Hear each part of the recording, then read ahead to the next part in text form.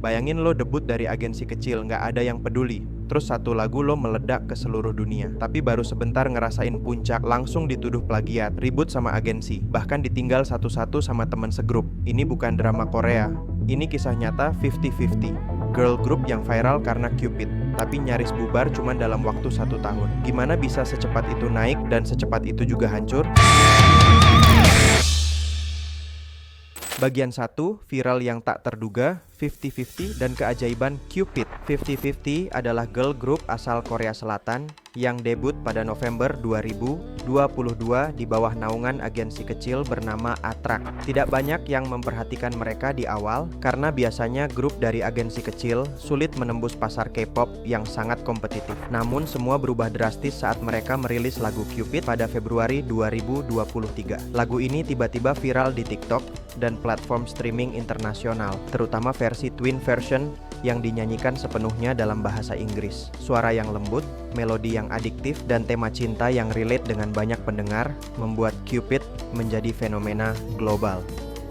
Dalam waktu singkat, 50-50 masuk ke berbagai chart bergengsi, termasuk Billboard Hot 100. Dan hal ini adalah pencapaian luar biasa untuk grup rookie dari label independen. Mereka tidak datang dari agensi raksasa seperti SM, YG, atau JYP, namun mampu bersaing dengan grup besar seperti Blackpink dan New Jeans. Media internasional pun mulai melirik mereka, menyebut 50-50 sebagai rookie monster dan K-pop miracle. Banyak fans baru terpesona oleh kesederhanaan mereka, image yang berbeda dari grup girl K-pop kebanyakan, serta kemampuan vokal yang solid. Dalam sekejap, mereka berubah dari grup yang hampir tak dikenal menjadi bintang global. Namun, seiring dengan puncak ketenaran itu, badai besar mulai mendekat. Bagian 2, dituduh plagiat awal kehancuran mereka. Namun, di balik euforia kesuksesan Cupid, mulai muncul awan gelap yang mengancam reputasi 50-50. Tidak lama setelah lagu itu meledak secara global, musisi asal Turki bernama Efrencan Gündüz mengklaim bahwa Cupid memiliki kemiripan mencolok dengan lagu miliknya yang berjudul Sen Aşkımızdan, dirilis pada tahun 2017.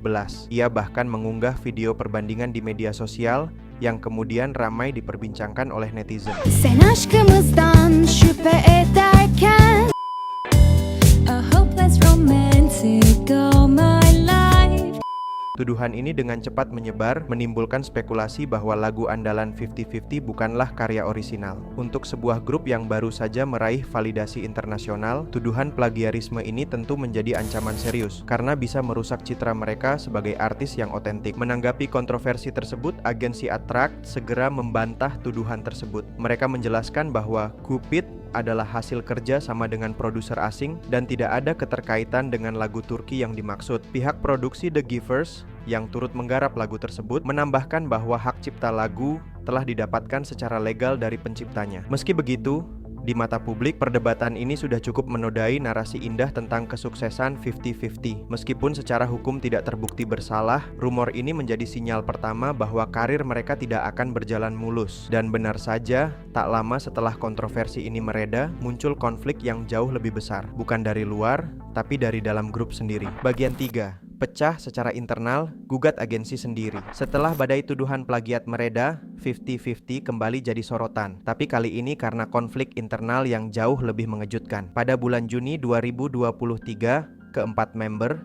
Saena, Aran, Sio, dan Keena, secara kolektif menggugat agensi mereka, Attract, untuk menangguhkan kontrak eksklusif. Langkah ini mengejutkan publik karena dilakukan di tengah puncak karir mereka ketika nama 50-50 masih hangat-hangatnya dibicarakan secara global. Dalam gugatan tersebut, para member menuduh agensi telah melakukan berbagai pelanggaran, termasuk kurang transparan dalam pembagian keuangan, lalai dalam memberikan perawatan kesehatan selama jadwal padat, hingga dugaan eksploitasi yang merugikan karir mereka. Tak hanya itu, mereka juga mengajukan permintaan hak merek atas nama grup dan nama panggung masing-masing, seolah menunjukkan niat untuk melepaskan diri sepenuhnya dari naungan Attract. Langkah hukum ini segera menimbulkan gelombang perdebatan besar di kalangan fans dan pengamat industri. Sebagian simpati kepada para member, mengingat banyak kasus sebelumnya di K-pop yang menunjukkan bagaimana artis muda seringkali terjebak dalam kontrak yang timpang. Namun, tak sedikit pula yang curiga,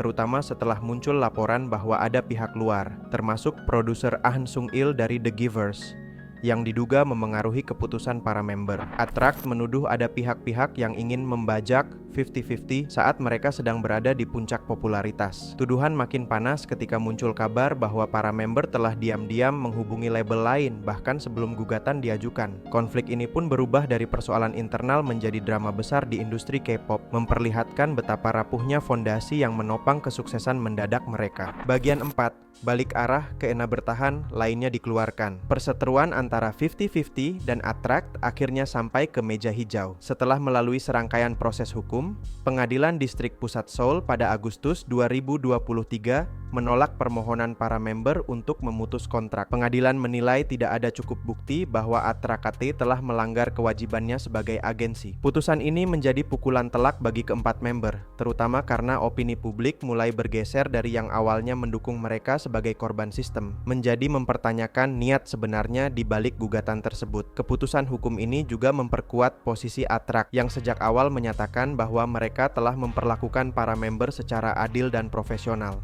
Di tengah situasi yang semakin memanas, salah satu member, Kina, mengambil langkah mengejutkan. Ia memutuskan mundur dari gugatan dan kembali ke Attract pada Oktober 2023. Keputusan ini disebut sebagai bentuk penyesalan dan kesadarannya akan pihak-pihak yang diduga memanipulasi situasi. Langkah Keena tak hanya mengejutkan publik tapi juga mengubah arah cerita grup secara keseluruhan. Attract kemudian mengakhiri kontrak dengan 3 member lainnya, Saena, Aran, dan Seo secara resmi, sekaligus memulai langkah hukum baru untuk menuntut ganti rugi dari mereka serta pihak-pihak yang terlibat. Dalam sekejap, 50-50 berubah dari kuartet bersinar menjadi satu-satunya member tersisa yang memilih kembali ke rumah lamanya. Bagi banyak penggemar, ini adalah akhir yang menyedihkan dari formasi asli yang sempat merebut hati seluruh dunia. Bagian 5, babak baru.